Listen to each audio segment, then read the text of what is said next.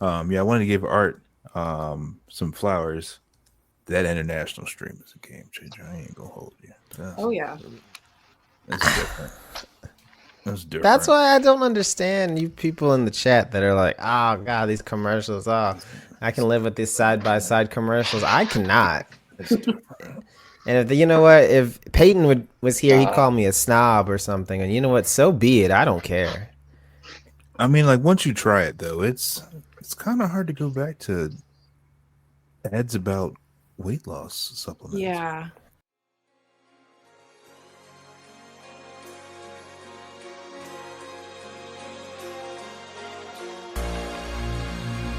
Hey, what's up, y'all? This is former NASCAR driver Bill Lester. Bob Hockers. I'm NASCAR driver Natalie Decker. NASCAR's chief hype officer Mamba Smith. And you're listening to Victory Lane. Victory Lane. Victory Lane. Victory Lane Vibe. Let's go.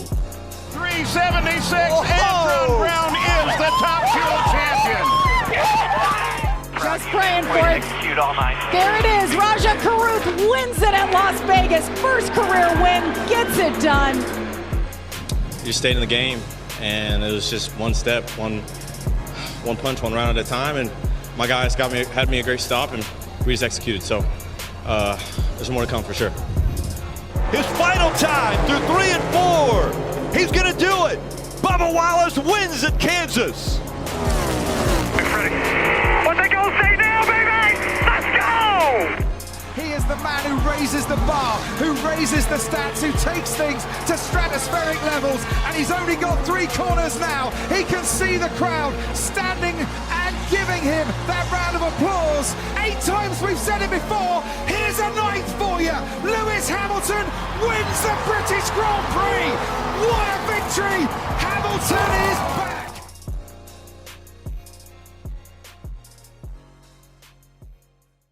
I was like, I don't mind the side by side because it's better than going out to full commercial and not seeing the race. But baby steps, I guess. I'd rather have the full race on with no interruptions.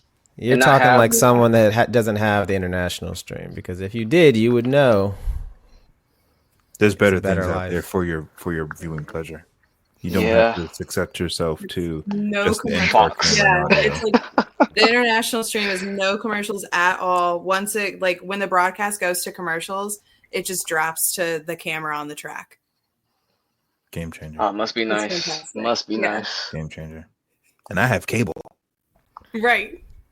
And it's still I have YouTube TV and I don't use it for NASCAR anymore. We went to I went to Jared's house for the 500, and I was like, put this on the TV. He's like, I pay for cable. I'm like, all right, well, you guys can watch the cable commercials, I guess. My computer's not gonna have that though. Yeah, he had his whole ass laptop sitting next to me on the sofa. I'm like, brother, but now I understand. I was mistaken, and I apologize. Mm-hmm. Well, I appreciate that. You know, it takes a lot for a man to admit he was wrong, and I accept the apology. I'll take my flowers. I appreciate it. I'll humbly take them. Fantastic. Well, let's get this freight train going so we don't have to stop. Right. Sweet. Welcome to another episode of Victory Lane Vibes. We got your hostess with the mostesses. It's Jared. It's Jared. It's Art. It's Baraka, and we are here on our redacted. We're his post race after Phoenix. Christopher Bell just crossed the finish line, and we're here to bring you the vibes. But before we get into today, let's rewind to yesterday. And all I have to say is, I hope that you are smited, Eric Almirola, and you struck by lightning for all of the praising you gave to your Lord and Savior Jesus Christ after the terrorism that you performed, passing Alex Bowman for the win. Now, don't get it twisted. Y'all know me. I'm not a big Alex Bowman fan. You know, I'm not the biggest cheerleader for Alex Bowman, but you didn't have to do that man like that. Poor Ricky. His scheme got all crushed up just because you wanted to give thanks to the Lord and to Young Life and brag about your sponsor dinner, and you didn't have a chance to see JGR terrorism in the ARCA race the day before. It's just I guess we'll start there. In case you can't pick up what I'm putting down, Eric Almirola pushes Alex Bowman into the wall and wins last night's Xfinity race. Let's talk about it. What do you think of the race last evening? I'll start with you, Barack. Let's do something different. What did you think of the Xfinity race? My opinion was it was I had a slight enjoyment of it. Of course, for me the wrong driver won, and I actually I did feel for Allgaier. That was the one driver. I was like, dang, I actually feel for him, and Bowman. Not his biggest fan, but it's like, dang, I actually feel for you because you have a guy in Eric Almirola who let me look up in his rightful age of 40 years old from Air Force Base in Florida, racing like he's fresh off of high school or college, with no care in the world, and it's and then this whole thanking Jesus and all that. I just walked away from the race very like not amused with the ending. So yeah, a Toyota driver won, but it was the wrong one. So I'll leave it at that.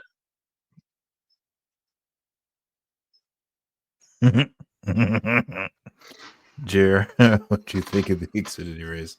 I think not amused with the ending is probably like the best way to describe what happened there, to be honest. I think race overall, it was a fine race. It was a race at Phoenix. I like my personal feelings about Eric aside. I understand why somebody in his position would do what he did. It doesn't mean I like it or necessarily like condone it, but I fully understand how we got to this point, basically. I'm not a huge fan of like when stuff like this happens and it's, not even a full-time Xfinity guy is in the mix with stuff like this. It's just really disappointing to see. You've got all these guys who do run the series full-time behind just straight up shenanigans in the front, and someone wins who it means a lot to him, of course, you can see, but like it doesn't mean as much as it would have meant to any of those guys behind him. So yeah, it's disappointing that it ended the way that it did. And then the fact that it wasn't even a full-time Xfinity guy up front was not amusing. Awful. Yeah, I'd just like to start off by saying anyone who was really interested in Almirola after this weekend should really Google Young Life. You should really search that organization up and oh no, maybe put the word controversy after that Google search. You get some good reading, some good reading to find out. But anyway, that's neither here nor there. I watched this race and it was underwhelming for a couple of reasons. Some on track and some off track. Just to start with off track. Shout out Austin Hill for doing something I don't think I've ever seen before. My buddy banged the inside wall and then creamed into the outside lane and took out this show's favorite, Sheldon Creed, in stage 2. Has anyone ever done that before? I don't think anyone's hit the inside wall and then go to the outside wall. I'm surprised, and then I'll let you keep going, but I'm surprised that doesn't happen more often. Yeah, that's what I'm saying, though. This is a rare achievement. So you know what? Austin Hill, some of those allegations might be true. And for Sheldon Creed, I mean, what can you say? Like, what can you expect out of that? Like, and that's nothing he did wrong. It's just he ain't winning this week again, and this one wasn't his fault. But I think that the ending is just classic modern NASCAR, and I say that with all the disdain I possibly can, with all the sarcasm I can possibly have. I just hate this idea of not even trying to pass someone. We're just going to immediately door them, which is exactly what the 19. I mean, if he let go of the wheel, if you show me in the audience, he just like put his hands above his head and prayed for the win and just let the car take itself into Bowman, I'd believe it, because there's just no attempt to make the corner. And I just think there is such a thing called racecraft, and I feel like if that's what you have to do to win, like, you are just a hack. And I say that with all the irony of Bowen being involved in it. But I'm not here for it. I don't like Almirola, and we all know like his story about, he's a fake nice guy and all of that, and he's a greasy dude in the worst way. But my other bigger issue, I guess, with this race is the chatter on Twitter, and the more that I get in life, the more that I just realize like I just should not be on Twitter, because a lot of y'all just don't know wheel out there. Like a lot of y'all, I'm not trying to, again, I never try to be elitist. Like you like what you like, but some of y'all really just don't fucking know wheel, man. Like I see these people on here comparing this win to Kurt Busch, Ricky Craven, 03 Darlington, talking about they're the same. Like you people just get on my nerves so badly. Like you're the worst kind of people. Kurt Busch was wheeling that car at Darlington, a real car with real horsepower, with no power steering, and they banged together coming to the line only out of desperation. Like they had no other choice. I just hate how this has just become like the standard, and not just that it's become the standard, that people are now defending it as the standard, to where they act like this is normal and like there's nothing wrong with it, and every close finish has always been like this.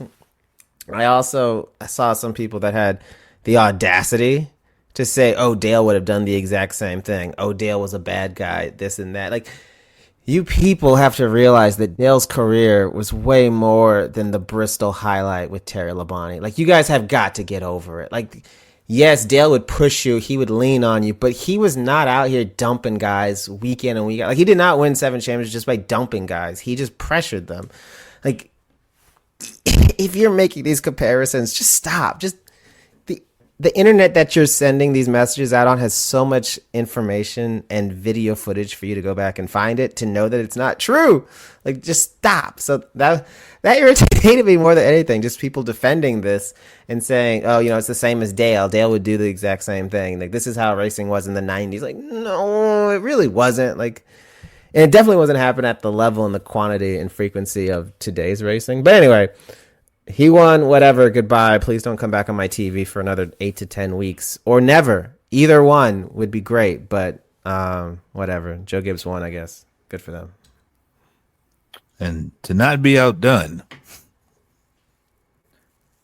before today's Cup race, I will say, we made mention on last week's episode of the Twitter fingers. There was more Twitter fingers. Our favorite degenerate, Noah Gregson, wanted to get into a war of words with Ricky Stenhouse.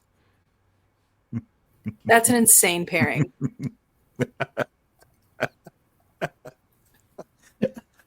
Like that's insane. I'm sorry. Those two people going at it is wild. And it got better with what they were arguing about. Somebody said something about points, and Noah was like, I can't hear you from down there. I guess he thought he was higher in the points than Ricky Stenhouse was. Personally, I joined in as well. And I took a screenshot of the point standings where before today's race, Ricky Stenhouse was sitting 10th, as opposed to your boy Noah sitting either 27th or 29th in points. So we shouldn't throw stones in a glass house, but Stenhouse and Hayek was they've been cooking the past couple of weeks to be in the top 10 in points. That's all I'm saying. But yeah, it's to your point, Jerry, you really don't hear those two names together. It's unless literally they're involved in terrorism together. Yeah, it's the two toddlers in a trench coat breaking out in a fight in the movie theater lobby. Like, what is going on here? These two people are the ones arguing about points. Please. This made me giggle. I said the other week, the Battle of Mid, the Wikipedia entry has to be updated. Yeah, that's pretty much the 2025 entry. This was like the equivalent of like two terroristic organizations beefing each other on who's the better one or who's the worst in this situation. It was random too. Completely random. I just opened up the TL and I see NASCAR Twitter just go up in a frenzy, and it's like, what's going on? And I just see just two names I never thought I would be seen and put in two sentences together: Noah Gregson and Stenhouse beefing on Twitter over points in which, let's be real, both of y'all are mid anyway. Mm-hmm. Y'all in the same boat. Mm-hmm. I mean, Noah Gregson honestly should just never be online anyway. If we want to be real, Start there. Noah, I would have thrown the smartphone in a lake. You need that T9 dial phone, flip phone, brother. Like you should only be sending comments out through carrier pigeon and quill and pen. Like you should not be online at all for the next decade. All right, you know what the funny thing is? I thought it was that type of incident when I heard Noah Gregson on Twitter. I thought he never learned the first time. This man back at it again, like You're he never like, left. Oh no. It's like that the PTSD just hit me. It's like, oh no, what did he do now? What'd you do? Yeah, and it's crazy that we're giving Noah more airtime. We definitely dedicated 6 hours of our lives to 3 different episodes of this man. But when you do crazy things, you gotta get brought up again. So I just wanted to bring that up because in today's race, I thought they hit each other during the first caution when the first big one happened. The broadcast was like Noah Gregson and Stenhouse. I was like, oh, they brought it to the track. Somebody got hit. I was let down, of course, but I think they were just both involved in the same incident. But neither here nor there. Catherine Legg made her first Cup start today. Did a really great job, I feel like. She's earned more points than a lot of her constituents in the point standings. We'll get there in a second. But she had a really great showing. This race sucked. I hate Phoenix. I hate the sanctioning body for bringing a championship to this monstrosity.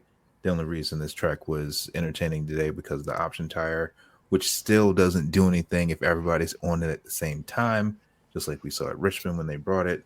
I'm still asking for more horsepower. I can hear Arthur sniggling in the background because he knows that I'm going to go off on a tangent because it's we're never going to get anything better than tires and a soft compound.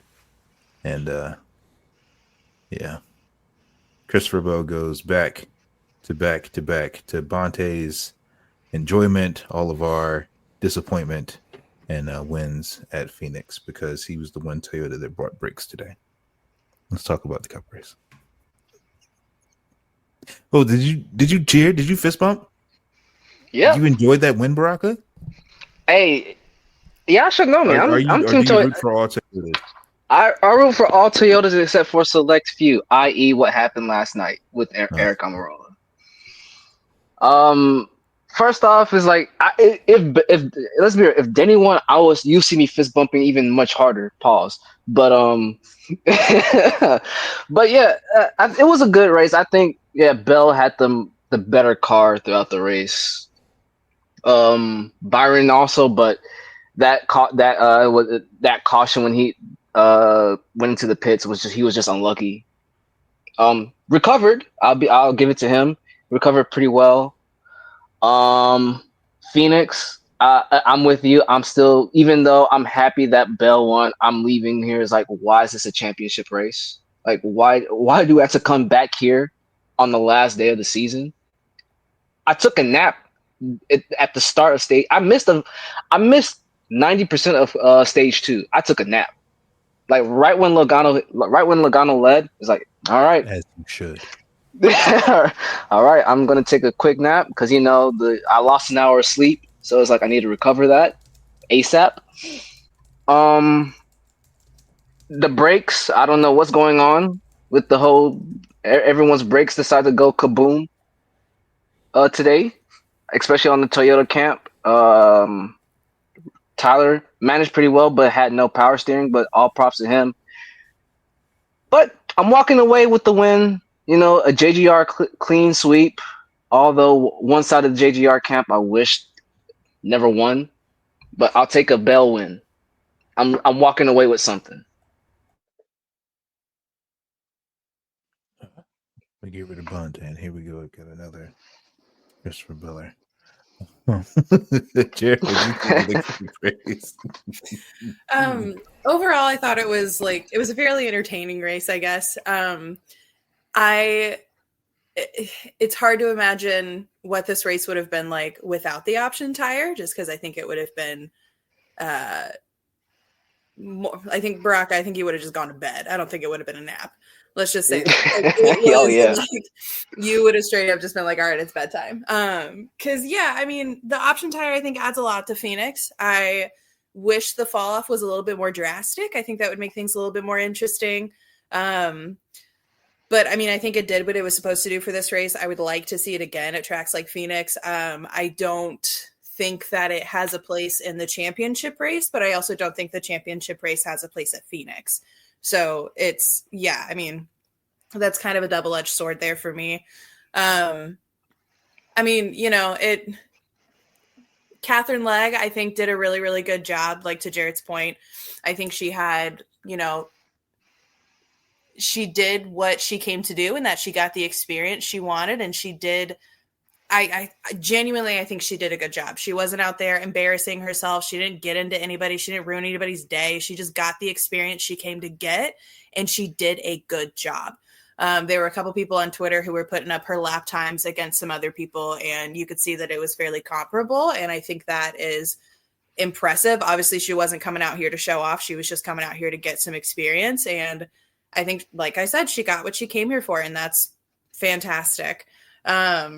Yeah, I mean, it was just a race in Phoenix. It's really what it comes down to. Happy for Christopher Bell. I mean, I think that's a really exciting thing to have 3 in a row. There was a lot of talk about who the last person to do that was. There was a lot of like, oh, this happened last in 2021 or this happened last in 2014. Do you guys know what that confusion was about? Is that just people not knowing like what stat they're calling out? Like, what was going on with that? There's a serial lack of wheel knowledge with these people. Like, it's not a hard stat to look up. Well, and it was like there was mixed messaging on the broadcast, which was crazy. Like, are we talking about last person to go 3 for 3 to start the season, or just like 3 for 3 in general? So it sounds like Fox started out saying the last person at 3-peat in the season was Kyle Larson, but then they wanted to gluck on Harvick and said that he was the last one to start the season off going 3 for 3. And he did that in 18. So I feel like they just wanted to give their boy some in studio. But that's not even accurate though. That stat by its own wording is not accurate. Hey, I'm not in it. Then they had. I know exactly. Then they had the one stat that was like someone who it said like the first person to win 3 out of 5 to start the season was like Sterling Marlin or someone. And it's like, okay, dude, like yes, okay. Like the first person to like win while clipping their toenails on a Sunday morning was like, who cares? No one cares. Just keep the top line stat. I love interesting race stats. Like, I think that like race stats that mean nothing, I think are interesting. But if you're going to call them out, be accurate. Like, it was just, it's one thing for people on Twitter to be wrong, but for the broadcast to be so confusing and to be like adding to the confusion, I think is just like, it's just a perfect example of why Fox is Fox and why nobody really likes them very much. But those are my How many more races we have left with Fox? That's such a great question. Too many. 10 or something. So what made that so crazy is when they came back from commercial after the checkered flag flew, they said it was the second closest finish in Phoenix history. No, they said it was the closest. At first they said I thought it was for Denny. I thought it was the closest for Denny. Yeah, so when Jamie Leno interviewed Denny, she walked up and she's like, yeah, it's the closest finish in Phoenix history. He just looked at her. He was like, I don't think that's accurate. And then you could hear the booth was like, no, second closest. Oh my goodness. The statistician was out to lunch, or he was in the mimosas pre-race. The time change might have messed him up, even though Phoenix sun got to him. Goodness. So there's no excuse. Just get on your job, dog. Like this. All right, what are we doing? Man, I'm sitting here. You know, I just realized I was cleaning out my closet. I was informed that I need to give away some things to Goodwill, and I realized that a majority of my stuff in my closet is home field. You have that problem? I literally do have that problem. That's the funny thing. I've been I'm still personally victimized by home field, but in the best of ways possible. So I didn't give any of my home field stuff, but I'm getting ready to buy some more. So if you didn't know, the season of Speed Turn 2 is live. Home field is back with another Hendrick collection for the year 2025. Some more great merch. This year they gave us a Good Wrench 3-car apparel items. I got my Butamus shirt in the mail the other day. Very excited about it. Wearing that to Martinsville, as you heard us talk about. So you can be like us. You can have your wallet beat you up, your tax return vanish, but you have a closet full of delicious home field merch. Use our promo code VLV25 at homefieldapparel.com or on the app to save 15% off your first order. And get like us. We are literally down to the socks. I got my home field socks on today. They're really soft. They remind me of the Nike Elites. Get you some of those too. Homefieldapparel.com. Use our promo code VLV25. And we'll see you at the racetrack. Now let's get back to the episode. I kind of want Fox to just go play with IndyCar and F1 at this point and just leave NASCAR to professionals because oh no, I can't do it much longer. I can't do it. Let's talk option tires. I know I alluded to it a little bit. Yay or nay? Did the option tires, did it make this race seem better than it was? I know for me, I listened to most of the race, but it was Ryan Preece had a rocket ship. Like as soon as he was the first one to go red, and he went to the lead on his. When I feel like that's like the joke of this tire. If you're the only one on it, it's the best thing ever.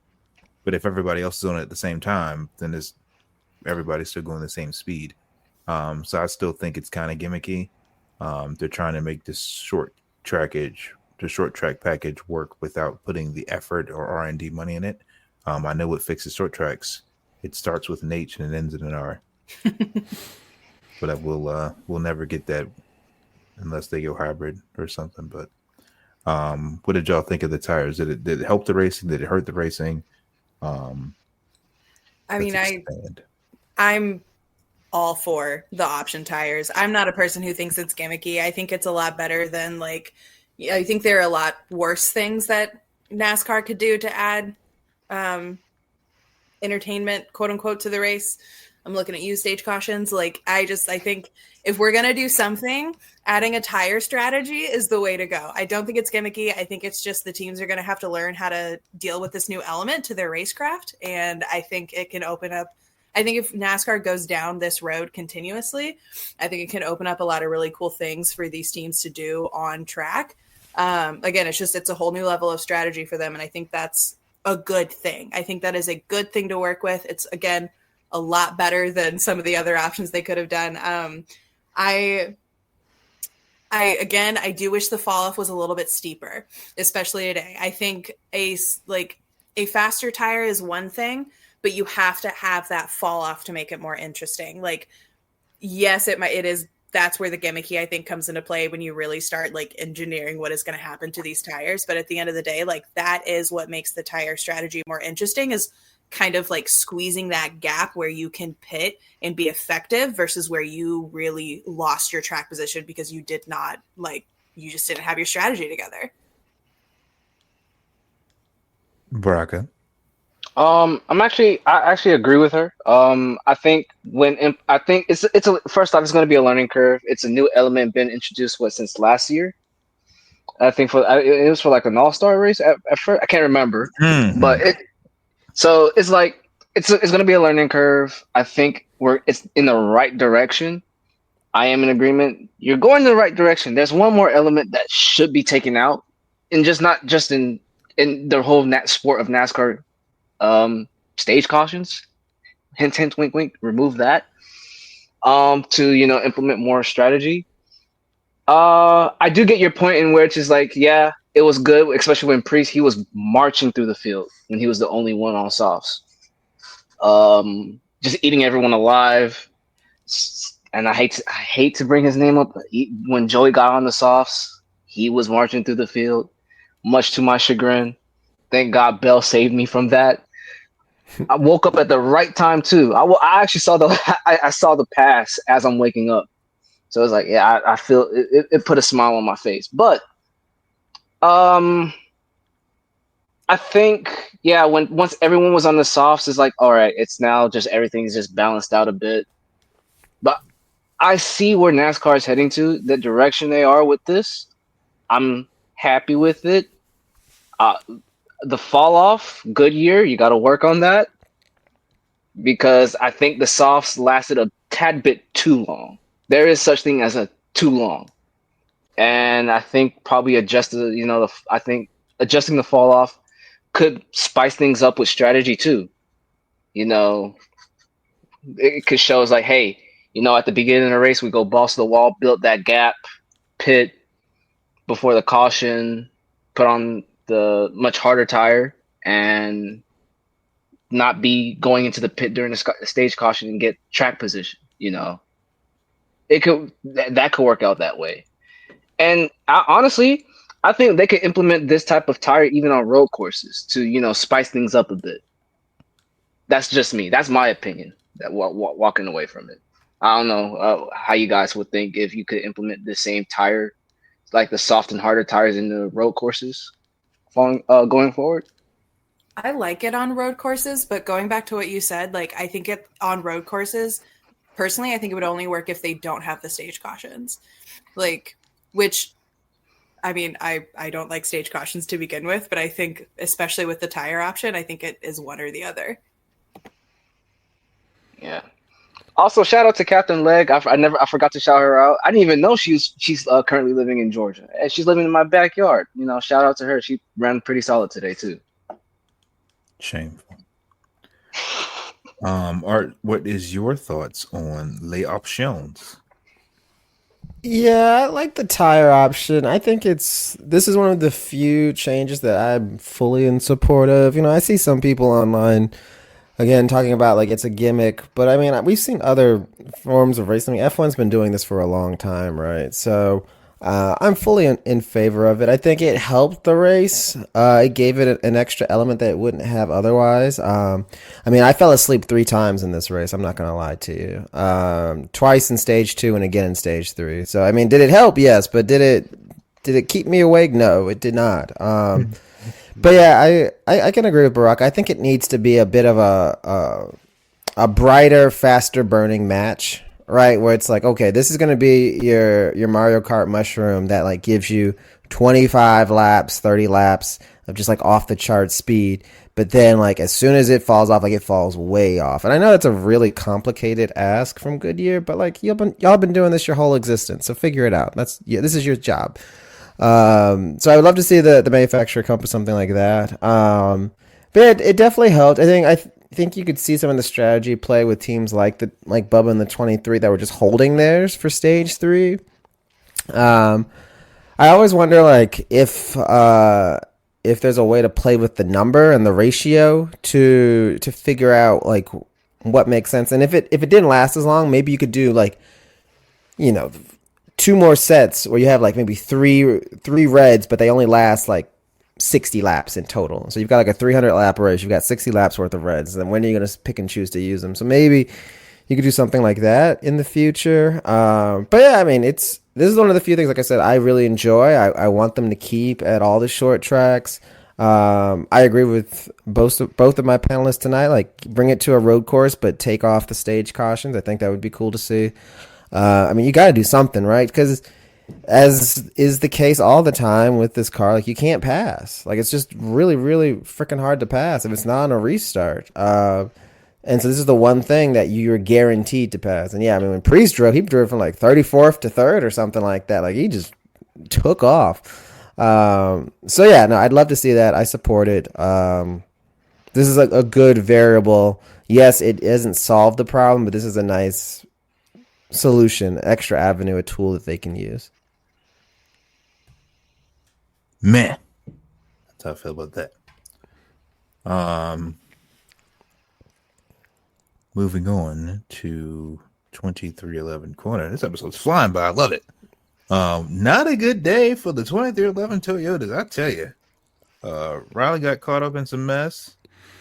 Bubba breaks left to go fly to Los Angeles, and Tyler lost power steering. So Tyler finished 20th, Bubba finished 29th, and Riley finished 37th. Not so good day from the 2311 Toyotas.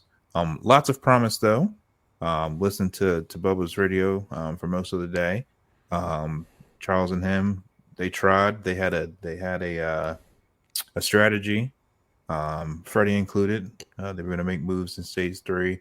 Monster restart to start stage 3. He gained like 6 spots and settled in. Knew that the people behind him on the Reds were going to get by him, and just the goal was to just bide time and wait for him to switch over to his Reds, and then he was the reason for the caution when the brake set sail. So, Bubba,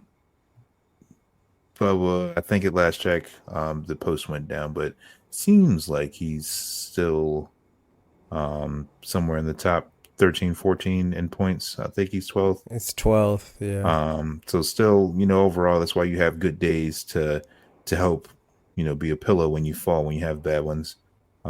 Looking very much forward to Las Vegas. Hopefully they bring the Infinity Gold back so we can have a redemption tour with that paint scheme. But thoughts, feelings, opinions on the 23 team today, or 2311 team, I should say. Everybody, overall, the whole shebang, the whole gang. Bummer City. Yeah, go ahead. I mean, it was just tough. Like, it was hard to watch Bubba like struggling. And I mean, I was following, I was paying really close attention to Sarah tweeting his radio updates. And I mean, he just sounded like he was having a really tough time in the corners throughout the entire race. And then, I go back from seeing him really struggling. And then you see Tyler, for the most part, having a really good race until he started dealing with the power steering. Like, he was top 10. He was in top 5 for quite a while. Like, he was doing really, really well. And then, it just all kind of fell apart at the same time, which was really interesting. Just disappointing. It was good to see, though, at the end with Bubba having his interview after he got released from the medical center. He seemed still really upbeat, which I think is like a pretty stark improvement from him at this time last year. I think it would have been maybe a different response from him, but I think he's really done a lot of work on his just where he's at mentally, and it shows. And so I'm really looking forward to like these next few races and seeing how that continues and seeing where he's at the end of it when he's not having, brake trouble with the car and all that stuff. But overall, just kind of a bummer from 2311.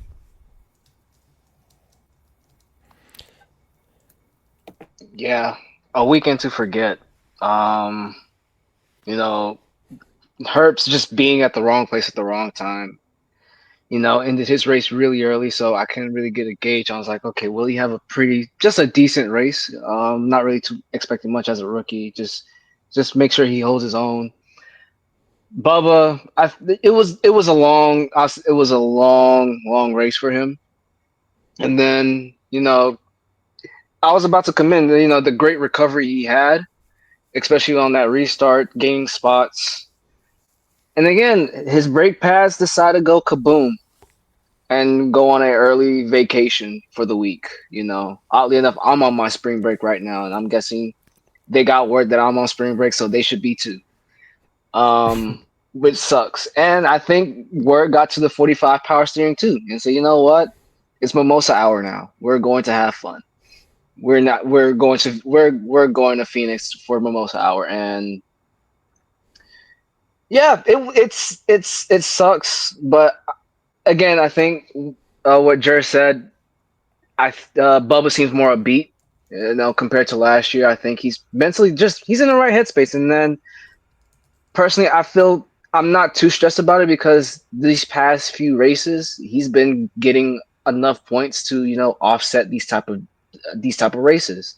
And I think these next 3 races, I believe, is what Vegas, Homestead, and I think Martinsville, which for the team I think are pretty solid tracks for us. So I'm not stressing that it's like, oh boy, it's the end of the world now. I'm just, you know what? We just move to the next one, collect points in these next 3 races. Fingers crossed, a 23 win. I'm praying to the Lord above too for that, and put Phoenix on the back burner, because this race has shown me reason number God knows how many why we shouldn't go to Phoenix for a championship race, let alone come back here to begin with. Thank you, Baraka. Bulldoze Phoenix. Phoenix should have suffered the fate that Sweet Deer Auto Club did, and I'll forever stand on that. Shameful what they took from us. Shameful. And the only reason that Phoenix gets the praise that it does, I know that it's tangent time, but Richmond redid their garage area and made it nice and fancy. Phoenix like, oh, we want to do that too. They copycatted Richmond, and now look, they got a championship race that nobody wants to watch. This track sucks. Don't care if you bring red tires, blue tires, or green ones. Track's trash. Lights. Hey. Oh, all right. I'm sorry. Yeah, you tried to cut me off once, and now you want to do it again. I'm sorry. I'm watching the clock, baby. I'm sorry. I apologize. Golly, you got somewhere to be. He's got to go watch Love is Blind. I got to watch Love is Blind. Well, that's the nice thing about Love is Blind. It's on Netflix, which is on demand, so you can wait. The episode releases at 9 p.m. Ain't got Eastern. no clock for that start. This is I'll just echo briefly. It was disappointing. I was really hoping for Tyler to be able to pull out a good finish. It seemed like he had power steering trouble, so it was the biggest issue for him, right? So when I look at the roster at 2311 as they currently exist, he seems to, well, not seems like, he is the front runner to get a good finish here. So when even he was having mechanical trouble, that's when you knew like the goose was cooked today. I think the worst part for Bubba is, they were kind of taking their medicine and taking their lumps, getting passed left, right, and center by people on the Reds, with the idea being that, okay, we're going to go back-to-back Reds in stage 3. We're going to come out to the field. We're going to be in a good spot at the end. And who knows how that would have turned out otherwise. But it's like, okay, well, if I know I'm going to be out stage 3, I'll put them on earlier and just get stage points like Priest did, right? And I'll get my payout early. So that's the frustrating part. Like they had, I think 2 sets of Reds that are going home on the truck with stickers still on them. So that's frustrating for Riley. Yeah, get caught up in that really weird wreck, right? Like that was a very violent wreck. Surprisingly, there's been a lot of surprisingly violent wrecks this year already. Which whatever about this car, but overall, like the rest of the season. Well, I shouldn't say the rest of the season. The next couple weeks line up really well for them. So I'm hoping, there's a return to form 1.5 miles for both Tyler. Well, actually, Tyler, Bubba, and Riley, because Riley won at Vegas in Xfinity. His first win was there. So all of them have had good runs at that track. And then Homestead, obviously, we know how good Tyler is there. And then Martinsville has been really good to Bubba. So, it'd be great to see them go on a run and get some momentum and just kind of rebound a little bit. Because, Bubba he's 12th in the points, but the gap is not big. It's probably like 40 points maybe to third or something like that. Like, it's a very closable gap. I'd love to see them get some momentum here. Now that we're out of all of these BS crappy tracks and plate tracks where it's throw your hands up and pray. Like now we can get to see some more skill and some racecraft, and hopefully they can show out. Yeah, it's the real schedule starts now. So I'm hoping Bubba's normally fast at Vegas. Personally, I like Riley, love him. It's not his turn yet to get a sticker. I'd like the other 2 mainstays to get their stickers first. But I'd enjoy a Bubba win this coming week. Tyler to go back to back at Homestead, and then we'll see who wins at Martinsville. But it's the most shocking thing. I'd say shocking in a good way is it just shows the importance of stage points. Because had Bubba not went crazy at Atlanta and not gone crazy last week at Coda with the points, then maybe he might have fallen way farther than he has. But this just shows the emphasis that he wanted to put on this season, that Denny wanted to put on, that Curtis wanted to put on, that Mike wanted to put on. You got to get it done the first 26. You can't be a second half the season team, which we know that for the past few years the 23 team has been. We got to get it done in the first half. So hopefully they get that sticker somewhere up in the shop that just says like get it done now. So I'm expecting big things next week from 2311. I'm not even going to, I won't even sugarcoat it. I think this is going to be the breakout race to unveil their 1.5-mile speed and put the rest of the garage on notice and show why Ford hasn't won any races yet, because they suck. Hey man, the blue oval slander, bro. I'm here for it. Yeah, they missed the boat. Poor Ryan. I know it's 2011 corner, but poor Ryan. He was an optimistic after his motor went kaboom too. So now we get to go to Lights Too Bright. Lights Too Bright is always brought to us by our partners over at Nectar Sunglasses. Go to nectarsunglasses.com, use our promo code VictoryLandVibes, save 15% off your sunnies. And let's talk about who earned them this week. Baraka, who's your Lights Too Bright? The lights too bright. When it mattered the most, they didn't show up. Yeah, it's tough. I want to. You know what? I think it's just the synopsis of how the season has been for him. I think Ty Gibbs.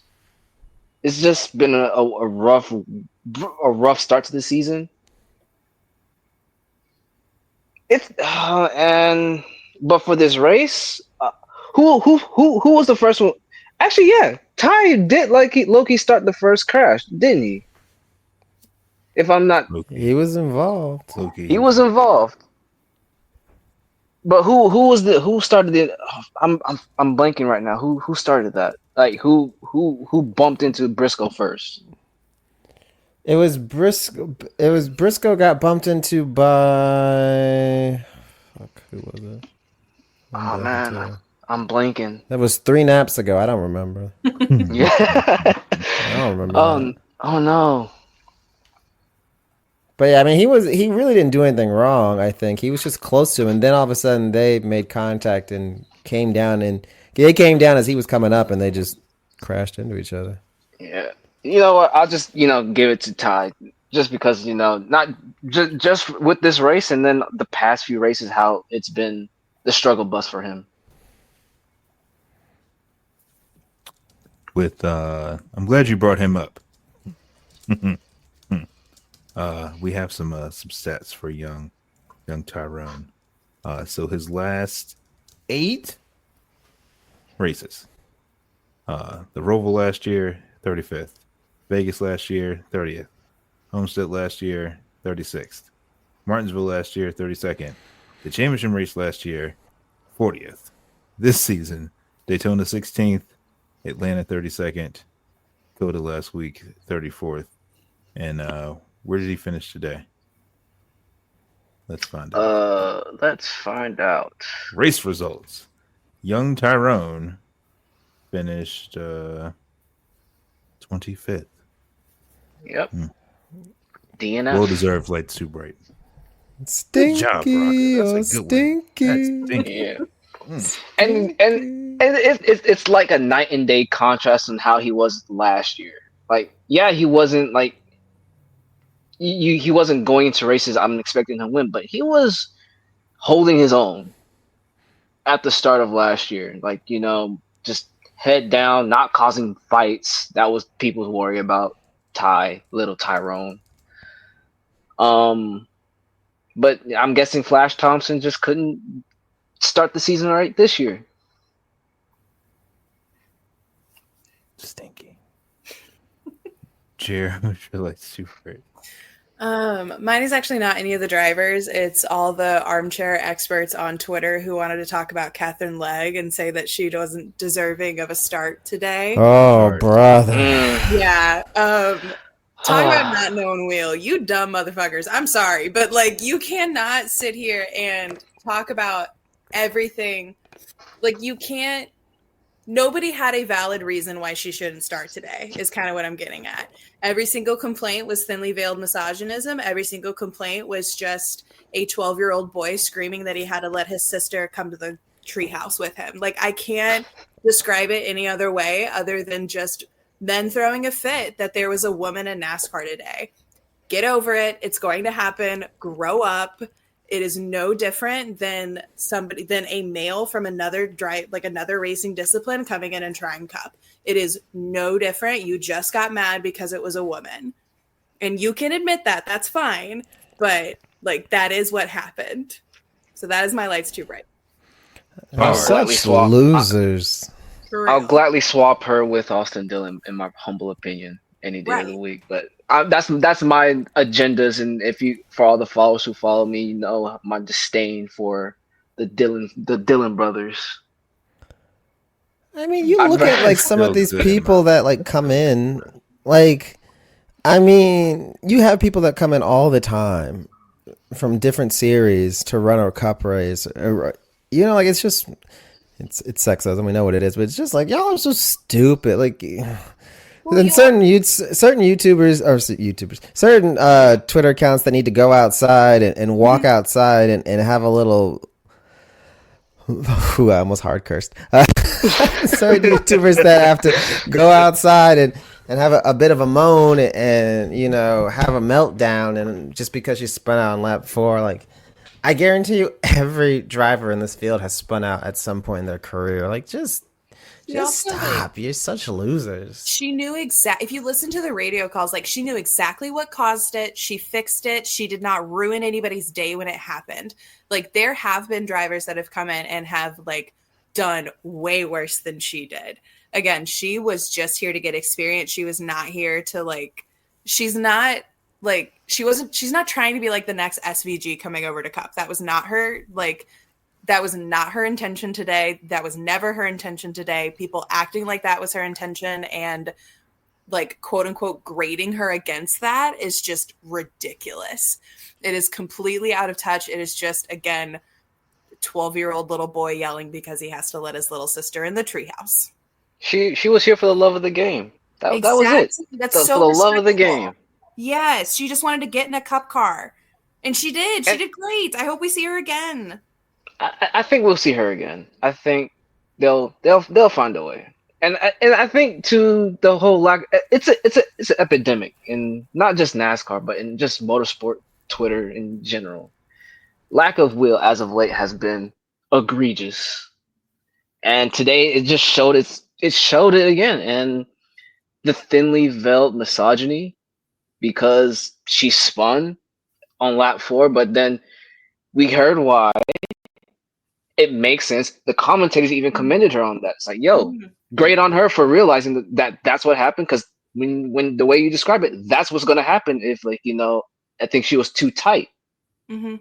So lack of will knowledge is an epidemic, and just, you know, boys who just hate women, I guess, that just don't want to see women in motorsports in general get all a hissy fit. Sorry, no, go ahead. No, it's just they're just throwing a hissy fit because if you look at her accolades, it's like a lot of these people would not be saying or be bold on Elon's app. God forbid. I'm surprised I'm calling that Elon's app, but they're just go on Twitter and just say what they say, not knowing what she's done in motorsports. I just would love to see any of these guys drive like faster than 80 miles per hour on the freeway and see what happens. Like Mr. Beast spun of FE car, by the way, earlier this week. So yeah. Okay. Just yeah. saying. There we go. At least we don't have Mr. Beast coming in an NASCAR talking about I'm going to run a race. Like you have an actual race car driver coming in to just try out Cup and see what it's like, see if it's something she wants to keep doing, and just growing her racecraft because she is she's very experienced. And yeah, it's just they're throwing a fit because it's a woman in the sport that they like.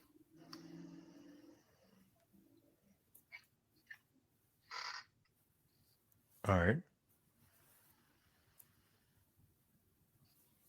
I was going to say the only celebrity that should be in a race car needs to be Iron Man, because real Real MCU fans remember Iron Man 2. He got in an F1 car at what you call it? In Monaco, places. places. Monaco. Yeah, that's right. Yeah, thank you. Anyway, that's my hero. Anyway,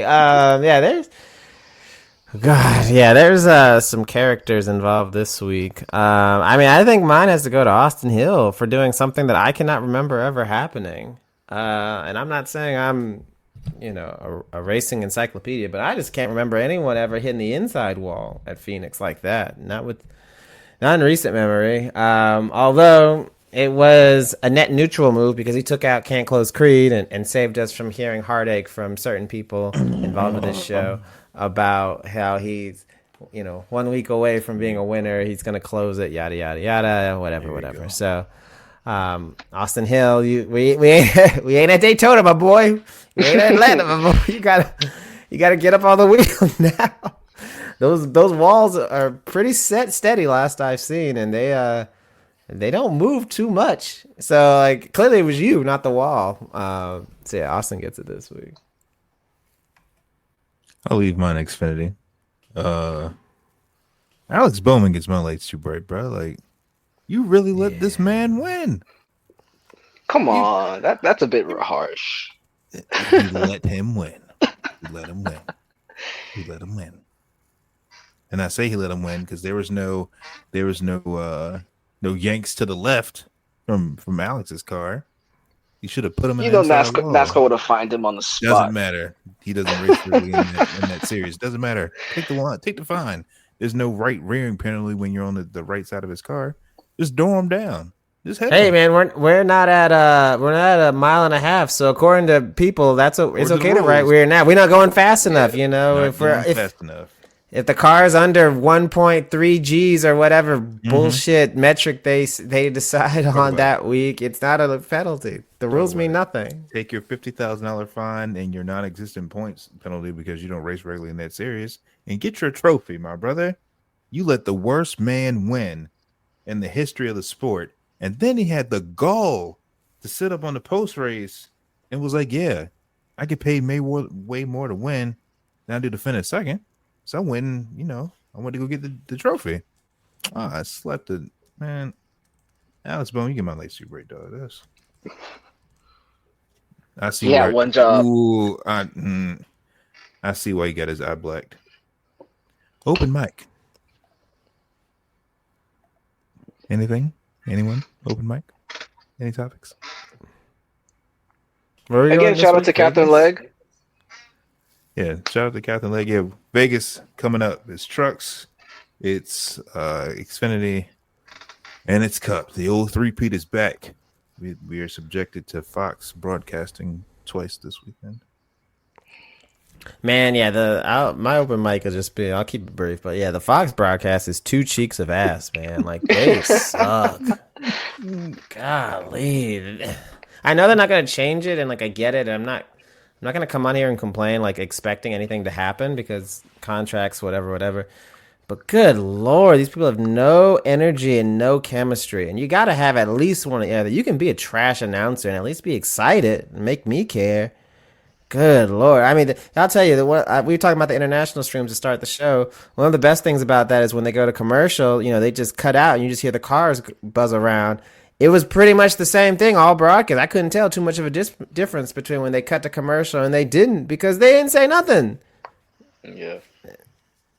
Anyway, I just would actually, I have another lights too bright. I just remembered this because as much as we love CW, CW's broadcasting has been amazing for Xfinity. Although for certain markets in the US, not many people saw the ending. Oh, yours. They cut to baseball. You. Yeah. They cut you to baseball. They cut to baseball. So I had to resort to Twitter to tell me who won. So I didn't even see the winner live. I had to see the repeat of the final two laps. So as much as I love CW's broadcast of Xfinity, they kind of laid an egg with the ending in terms of especially in my market, as much as I love the Braves, wasn't in the mood to watch the Braves. You can't just do that to me. You can't. It's you can't just do that. the last lap, I'm on the edge of my seat trying to figure out if Bowman could actually pull out the bag, and God forbid Eric Almirola. In my head, it's like anyone but Almirola. I'm like, I'm on my knees, like anyone but him. I just need a miracle, and then just to cut away. It's like, again, I love my Braves, but you can't just do that. That's kind of rude. All right. There's also some areas that the CW is just not broadcasting Xfinity on. So, like, I cannot watch Xfinity races if I don't watch the international stream because it's just not on my CW channel. So, not only do they need to fix some of their operational things, like they've really got to figure out the coverage map because it is insane to me that I just can't watch Xfinity now. Like if I don't have a stream up, like it's not even on, like if I have YouTube TV, any of my local channels, none of them, they just don't have NASCAR Xfinity. And I'm not the only one, but it is wild that, I mean, I'm in Indianapolis. I'm not like in the middle of nowhere. Right. And yeah, I just can't watch Xfinity. I have an open mic for us. So Joey Logano got a penalty for moving down towards the dog leg prior to crossing the start finish line, leading the field to green on one of the restarts. Was that penalty deserved, or they was just plucking straws just to make sure NASCAR could do all the promotion for a Christopher Bell 3-peat?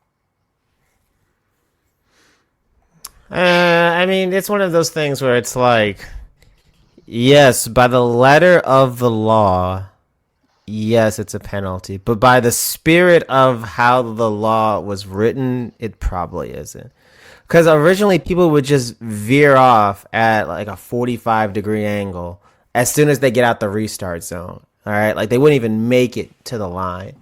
And so, yes, by the way the rule is written, yes, he was below the yellow line before fully crossing the start-finish line. However, I do not think the rule was written with the intent that if the leader is one wheel, like I think it was literally like a left front below the line, then it's a penalty. So was it nitpicky? Yes. But technically right? Yes. Morally right? Probably not.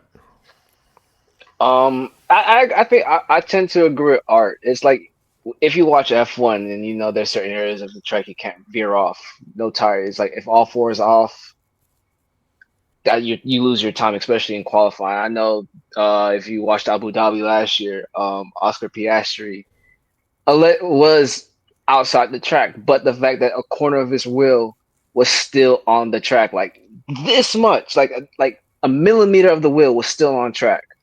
He was able to advance. I think it was qualifying too. He was able to go through the Q3, and I think he had a good. I can't remember where he finished qualifying, but it was a pretty solid spot. I think it's the same. The rule is the rule, but I think this morally is like, okay, come on now. But when I think about it, and my biases are showing, it's Joey Logano. Agendas must agenda. Throw the book at him. It's a penalty, my boy. It's a penalty. My agenda must agenda. I'm sorry. If Joey has no haters, I'm dead. I'm just being real. I just think I think for me it's just really interesting and like ultimately frustrating to see like where NASCAR will like put their foot down on a rule standing versus where they won't.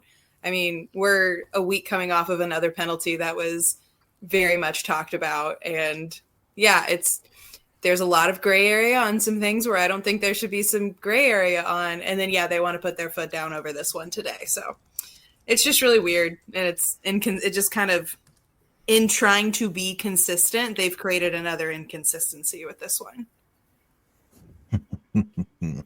Opening themselves up to more skepticism. Mm-hmm. Yep, they're very consistent on being inconsistent. But this is the one time it's like, you know what? If this happened to any other driver, I'll be ranting about this. But the fact that it happened to Joey, again, bias. My bias is showing. I'm glad they threw the book at him. Yeah. I'm a man of God. I was told not to lie, so I am not lying here. You're not wrong. You're not wrong. I am in complete agreement with you. Throw the book at him. and some hot water to get rid of his the glue on his toupee. But anywho, that's enough of our time here this evening. Thank you for listening to another episode of Victory Lane Vibes. We will have this out shortly so you can listen to it on your Monday morning drive. You should be ashamed of yourself. We will see you guys. You should be ashamed of yourself. Why? I just want you to know that 32 with any ball. My fault. I just want you to know that you should be ashamed of yourself. That's all I want you to know. Blame his mama. Oh. I gotta do it. Oh God. Heaven's gates will not open 1 inch for you. The hell they won't. I have a list of transgressions of all the people that not 1 inch before these fools. Oh man, I'm sorry. That was random. Oh God, I'm crying. Next week. See ya. Much love, man. Play us out.